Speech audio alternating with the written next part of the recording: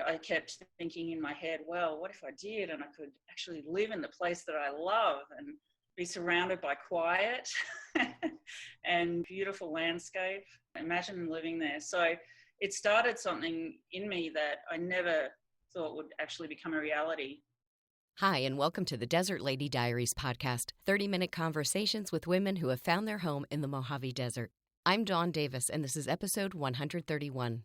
There's more information about the podcast at the website, desertladydiaries.com, and you can engage with guests, other listeners, and me on social media, on Facebook and Instagram at Desert Lady Diaries. Bobbi Fabian was born and raised in Melbourne, Australia, and moved to the U.S. in 2003. She settled in Los Angeles in 2005 and lived there for 10 years before moving to Death Valley Junction to open Amargosa Cafe. She has an MA in photography and was a freelance photographer and educator for most of her working life, commissioned by brands like Timex, Penguin Books, Audi, and more household names you'd recognize. Before she moved to the desert, she is now general manager of Amargosa Opera House Incorporated, the nonprofit that runs the town of Death Valley Junction. Welcome to the podcast. Thanks, Dawn. It's great to be here.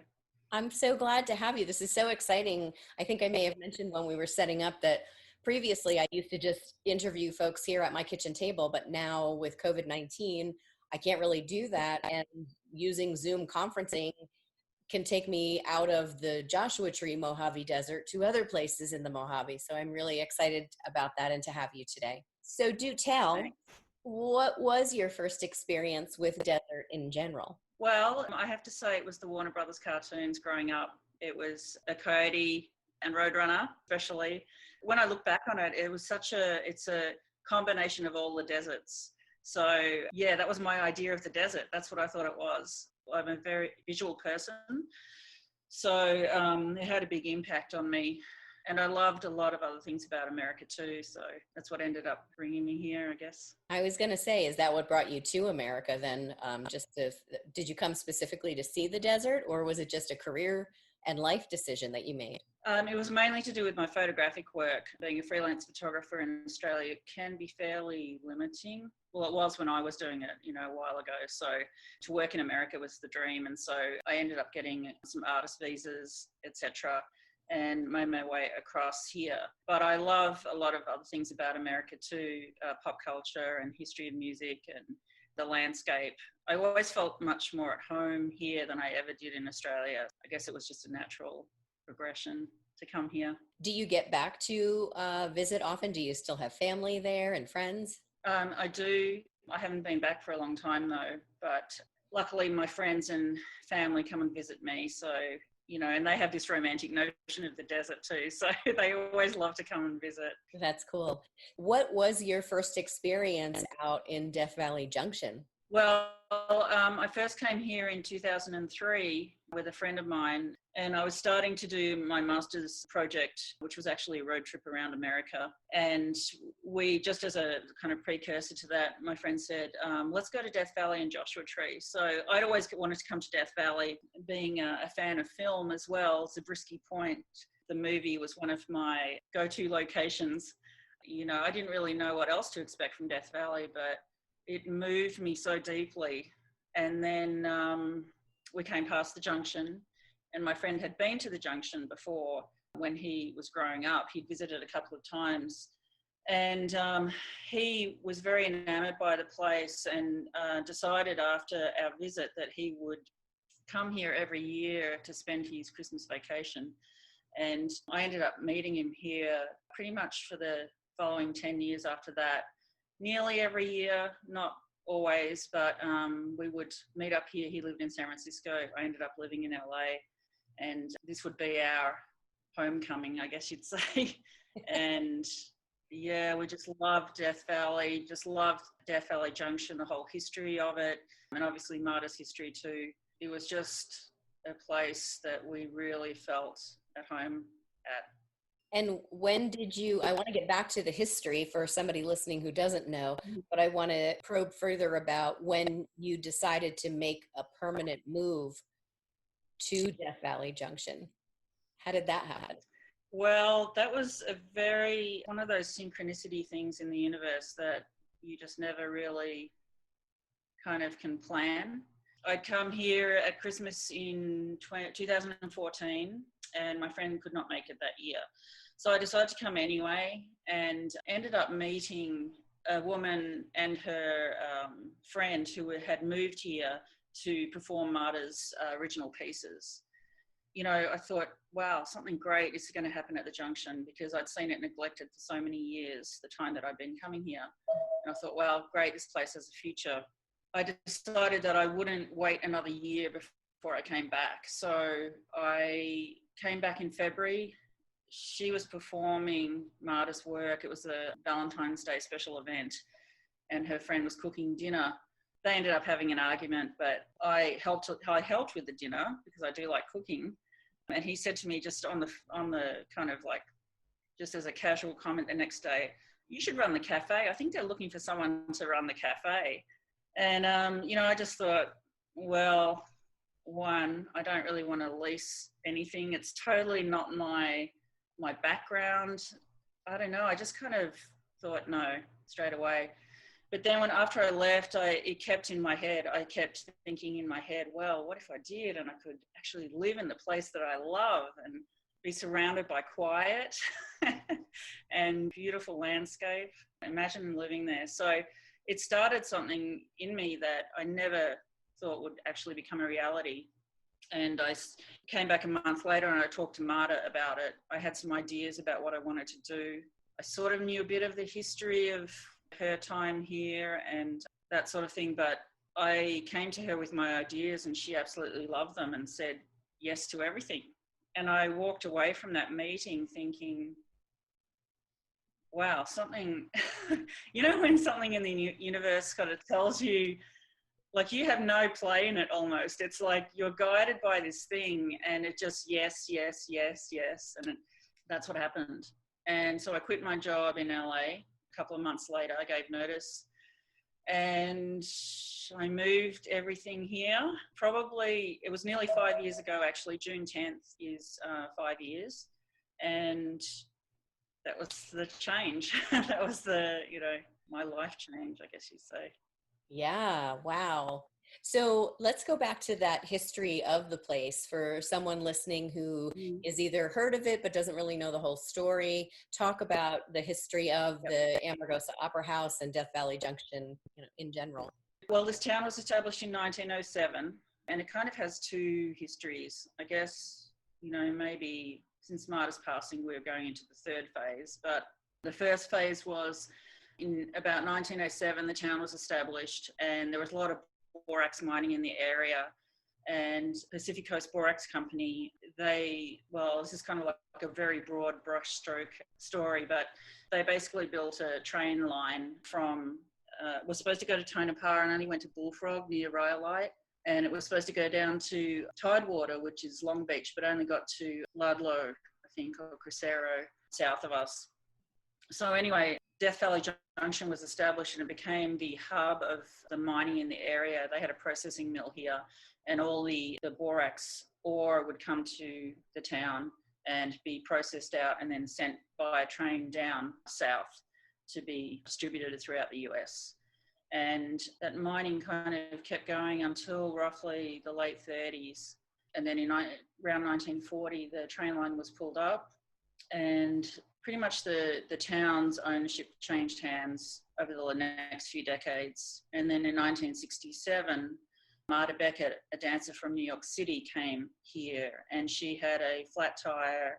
They were brought to the garage here while the tire was being fixed. She walked around the town and saw the theatre and peeked through the back little hole in the back door. And I guess, you know, it changed her life. It was one of those moments where she realized everything it was a synchronicity. So she was traveling with her husband. They talked about moving here, which they approached the town manager. He offered to rent it to them for $45 a month, as long as they fixed everything, and they said yes. So they went back to New York, packed up everything, came back to the Junction later that year in August, and basically set up shop and started working on the theatre, repairing it. And then she had her first performance on February 10th, 1968. And it was later that year that she decided to paint the walls. And she basically spent the next 6 years painting the inside of the theatre and performing there as well. So, And yeah. why, for someone who doesn't know, what did she paint inside and why did she paint it?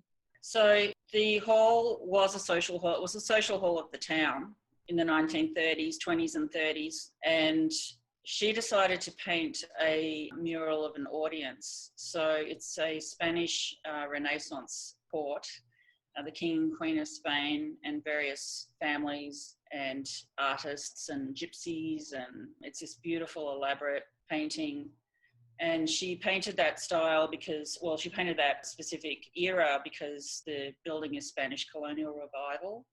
So she loved art of the past and always wanted to perform to an audience of the past. So that was her beautiful contribution to the space, or one of them anyway. She was a very prolific artist, but yeah, it's a very unique place to perform in and to see a performance as well. So yeah, it's very special.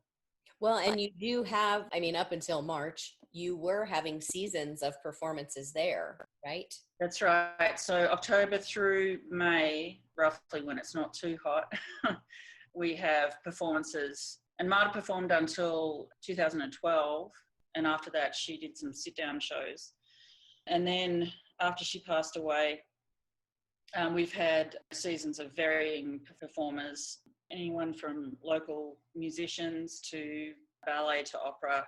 So it's a very diverse performance season now. Did you have the opportunity to see her perform? I saw her at a sit-down show, and I kind of meekly went up to her afterwards and talked to her a little bit. I was very shy. So I had met her once before I actually talked to her about my idea. She meets a lot of people, so she didn't remember. I'd seen her do the sit-down show. Then when you did move there, she was still alive? Yes. I moved here in 2015, June 2015. She passed away in January 2017. So, yeah, I got to talk to her quite a bit. Can you give us a sense of... I made her coffee. She liked coffee. Oh, can you give us a sense of, what her personality was and what she was like as a person? Just in talking to her a little bit about her art. I mean, she composed music as well. She danced, obviously she painted, but she was a very prolific artist. And I think her art was her most important thing, her expression. So she was always talking about it. She had a very strong personality, very opinionated. She loved to talk about New York in the 30s, which, I mean, if I was going back in a past life, I'd love to, that's an era I would love to experience. So I loved hearing her stories about, that she had a great memory. Like she would talk in detail about stuff, conversations. Yeah, it was really great to listen to her. And of course, that's all you really want to do. Listen to her stories and, anything she talked about, just like, tell me more, she's great. Aw. Now, when I came through, the time I came through was November. It was the very first time I'd been through, and unfortunately, I was unable to get into the Opera House. It was you were having a special fundraising weekend that was happening, so I think it was closed for those purposes. Okay. But I know we went across the street and looked at the building that's there with all her costumes. Did she make her costumes, or was it a combination of some of them she made and some of them people made for her? I think later maybe she had someone making them, but as far as I knew, she made all her costumes. She made all her props. She did all her backdrops. She made a lot of, even for one particular performance, she would do variations of that, and she would have different costumes for just a different version of the same piece. She had a really good eye for colour. She had used a lot of neon colours, which obviously they work on stage really well, but her sense of colour I really loved. Yeah, it's great. When you talked about going out to Death Valley Junction with your friend, when you initially started going, and you had said, the desert moved me deeply. Can you talk a little bit about what it felt like and what you think it was that drew you in? I feel like Death Valley, especially for people who have been here, there's not a lot of how can I describe it? It's a very low vegetation, so there's no tall trees, and there's a lot of mountains. And obviously mountains are incredibly old, and they've been there for such a long time. I have this sense when I go into Death Valley and the area that I feel like a very small part of something much bigger, and I feel young but old at the same time. I feel very connected to the earth, and I think that's how I can describe it. It just feels something that's more, it's so deep, it's a part of me. I think it's just the connection with the earth and humanity and nature. I don't know how else to describe it, but it just, it really moves me. Yeah, it does that. And it does when you connect with it, like you were talking about, everything just rolled and happened. Everything just opened up for you when you made that decision to come. And I find that a lot of the women that I talk to have a similar experience, that it was not a place they would have ever imagined they would have been, but couldn't imagine it being any other way. Yeah. It feels very normal to me. It's funny, when people say, "Oh, you're from Australia," that's the outback, and I go, "No, I grew up in a very big city. Melbourne is a big city of at least 4 million people, probably more the years since I've been there. But I don't know, I've always been connected to this open space and just silence, and you can see the sky. That's the sky in any form, like any time of day. It's just, it's just incredible. And the official population of Death Valley Junction is 3. Talk to me about what a typical day for you is like out there. Let's set aside the fact that we're in the middle of this pandemic where nobody can come and stay at the hotel and come to the cafe, or has that changed for you now? And then, what a typical day or week is like for you out there. Well, right now we're just kind of being custodians, I guess, of the town. So initially with COVID, people still like to drive out here, but we're very aware of, even though there's only 3 people, the health of everyone. So we try and talk to as many people that come out here and try and tell them that they can't just go anywhere in the area and off-roading in the desert. I think a lot of people think the desert is just because there's nothing here that you can just treat it like people have a different idea about dirt. It's just crazy to me how people just think there's nothing here. I mean, you do have to have, sometimes it is hard to find something, but it's once you start looking, even the season, you can even see the seasons change. The bright green in the springtime, regardless of the flowers, the bright green vegetation, the slight changes in the green greys and all that kind of stuff. And then in summer, things dry off, and it's just incredible. It's funny to me how people go, there's nothing out here. Sometimes they come out, what do you do? There's nothing to do. Anyway, getting back to your question, it's still, I find that right now I feel like I'm on duty all the time. There's a lot to do. There's a lot to talk to people about. And we are closed right now for at least till the end of June. And then prior to that, when the cafe's open, I've been cooking in the cafe partly. I'm trying, sometimes it's hard to find staff here, so I still cook in the cafe. Other than that, we have great hotel staff, great cafe staff, and, they do their jobs really well. I just oversee stuff. I also do the maintenance, yes. So I spend a lot of time fixing things, making sure they run okay, trying to work out whether to get someone in if there's something I can't do. But there's a lot to do with just talking to people and welcoming them and just talking to them about the history of the town. Sometimes people never knew this existed and they think it's abandoned, and so they're very curious. Sometimes they know the history and they just want to talk. It's varied. Every day is different, but it's usually a very long day. There's always something to do.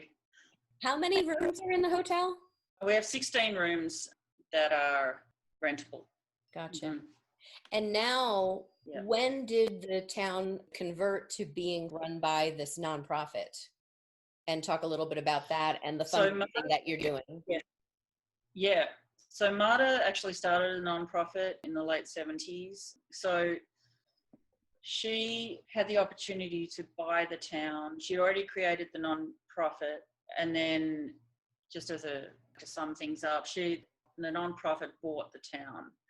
The nonprofit, Amagosa Opera House Inc., owns Death Valley Junction, 268 acres. And since Marta's passing, the board of directors have stepped up and basically oversee everything. And right now because we're closed, we still have bills to pay. We have no revenue. So we set up a fundraising campaign on GoFundMe. And actually we've raised just over 50% of our ask, which is incredible. And I'm so grateful to everyone who's donated and even just shared the link. It's just so heartwarming to know that people out there want to help. So very grateful for that. So that's just to keep our electricity on, pay the phone bill, those sorts of things that need to keep going while we're closed. Our staff, they are all, I guess you would say, temporarily laid off, but they're all getting unemployment and they are ready to come back when we reopen, which is fantastic because we've got a great team of people right now. Yeah, it's a very uncertain time, but I'm hoping with this fundraising we can reopen okay. It'll help us, the cost will help us reopen as well, because there's a lot of things we have to put in place for health reasons in your county, kinds of details, all that sort of stuff. So right. Is that county moving towards any of the phases that the governor has laid out? And do you know where that stands right now for your county? Yeah, I think they're in stage 2 right now, which means that hotels have to stay closed. It's not until stage 3 that hotels for leisure can reopen. I think that something's going to come up in June where the national park may reopen at a staged reopening. It's not totally been announced yet, but I think that they'll move to reopen parts of the park in the upcoming month. But in your county, is following what the California guidelines are set by the governor, so It's all staged. We're just getting that process started here. I think it was Mother's Day, maybe, that they opened the Joshua Tree National Park at noon on a Sunday, and they weren't collecting any fees. None of the visitor centers were open, and camping was first come, first serve. You still had to pay for camping, but the group camping spots were not open. And then as of last week, the 22nd, they started collecting fee at the gate. But as of now, the visitor centers still are not open. So they're taking a slow approach to opening that up as well. So similar. Yeah.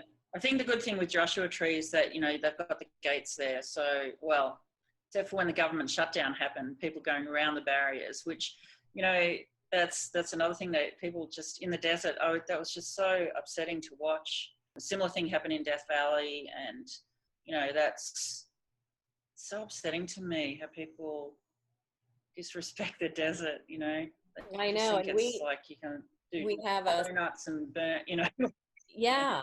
And we have a small Facebook group here for Joshua Tree residents. And I can't tell you the number of times that people have been on there saying during the closure recently that people were driving up to their property, pulling in their driveways, knocking on their doors and saying, "Can we leave our car parked in your driveway and go ride our bikes in the..." What? How brazen are you?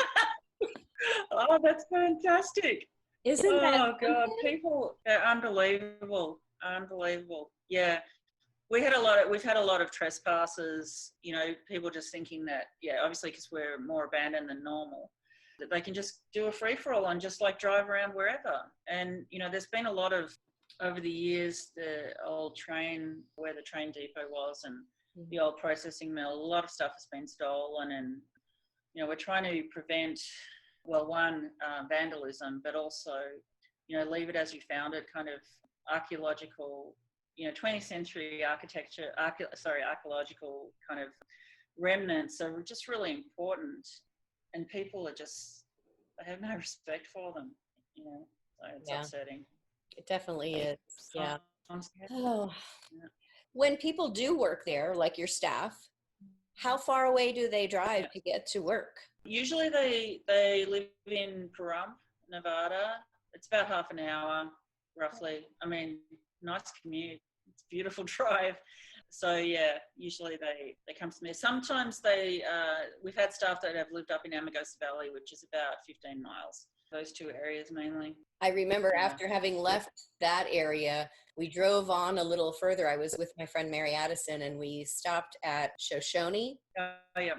Yeah, and there was the best nachos I think I've ever had was at that little diner there. They were really good. Oh, yeah, good. They were memorable. Good. Yeah. So I was curious to see how close, how far away people live. Because you, like you said, you drive through and you don't really see much around. So, but you never know when you go down these, unknown roads, what might be there. But I was just curious. Well, I want to thank you so much for taking the time to come and talk with me today about your journey and about MARTA and Death Valley Junction and the Opera House. I'll be putting the link to the GoFundMe in your blog post that'll be on the website. And I'll also try and make an effort to put it in all the social media that goes out about your episode. We'll do that. But before I let you go, I'm going to pick 2 chips out of the random question jar and ask you, if you're listening and you aren't familiar with this is part of the Diary Unlocked portion of the podcast, which is available exclusively to supporters of the podcast on Patreon. So if you're interested in checking that out, go to desertladydiaries.com, click on the support page, and click on the Patreon option. So I'm going to go ahead and read the questions, and then we'll come back on the other side and answer them. So the first one is, what do you work toward in your free time? Let's see. Finish this sentence. The world would be a better place if, then we'll go to, who is playing you in the movie version of your life? Oh, fantastic. And how has being in the desert changed you? That will be a great one to end on. So if you're listening and you want to hear Bobbi's answers to those questions, just go to desertladydiaries.com, click on the support page, and sign up to be a patron of the podcast. Bobbi Fabian, thank you so much again for being here today. I really appreciate it. Thanks, Dawn. It was great to be here. Thank you. I checked in with Bobbi Fabian 2 days ago, and she informed me that they're probably going to keep the Opera House and Hotel closed for the month of July. The good news was they were able to secure a grant to replace the entire septic system for the hotel, which is awesome. However, they are still looking for funds for their GoFundMe to keep up the regular expenses. So if you just want to Google Amargosa Opera House GoFundMe, it will come up immediately. And if you are so moved, please make a donation. That's AMARGOSA. Once again, AMARGOSA, Opera House GoFundMe, and make your donation there. And while you're Googling Amargosa Opera House, you may come across some small little documentary clips, and there's also a full-length documentary available online to watch Marta's entire story and hear from her directly. So I encourage you to go out there and take a look at that. This week, I have a shout out to my biggest fan, my mom, and new podcast patron, Janet. Thanks, Mom. I love you. And I want to acknowledge all of my Patreon supporters right now because your accumulated donations have covered the cost of the recent renewal of the website and domain name. Your generosity allows this podcast to continue to be ad-free for everyone who listens and is the true definition of a community-supported podcast. So to each and every one of you who is a patron, I really do appreciate your support. I also have some shout-outs to Mary T., Mike S., and Fred C. for signing up for the new episode newsletter. I hope you're enjoying the podcast. I want to tell you about a new podcast created by Landers resident Cooper Gillespie. Cooper was interviewed in episode number 5 of this podcast, and she just started her own weekly podcast called Girl X. Cooper's first episode is an interview with a paranormal investigator, Susan Slaughter. Cooper says Girl X is a megaphone for female voices and a community of empowered women who define our own futures. Check out the podcast at girlpod.com and spell girl GXRLPOD.com. That's GXRLPOD.com. And congratulations, Cooper. Welcome to podcasting. If you're finding value in this podcast, would you do me a favor and write a little review in the comment section of the platform that you're listening from? I really appreciate you taking the time to do that. And if you're listening on SoundCloud, just hit that little heart as a like. That really helps. Thanks so much for listening.